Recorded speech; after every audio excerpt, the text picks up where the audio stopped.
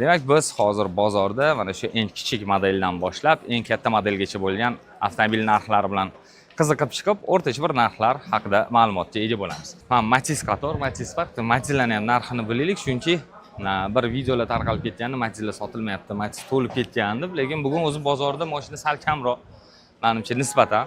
Lekin Spark'lar ko'payib ketdi, o'rtagacha ham qo'yishibdi. Assalomu alaykum. Okay, yaxshimiz. Videomizni, ma'lum, yaxshimiz, sonlarda yaxshi bozordan keldik. Xo'p, Matiz 2009 ekan. Necha ming yurgan bu? Probegi Uzun. 400 ming yurgan. 400 ming yurgan, 3 tali etbetda bari kraskasi bor. Ichiga o'tgan ekan ozgina. Ha, ozgina. Oldidan udarib bo'lgan. 3 tali Matiz.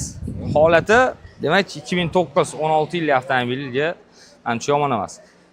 Ozgina mana bu paroklarda ham bor ekan. Shu turishi necha pul mashinani, aka? 1800. 1800 dollar. Necha pul qilishdi? Kelib ko'rishyapti-yu. Taklif berishmadimi hali? Yo'q. Siz 1800 dan tushmayapsiz. Yana baraka bilan ham bo'lsa, kelishtiradigan joyi bor.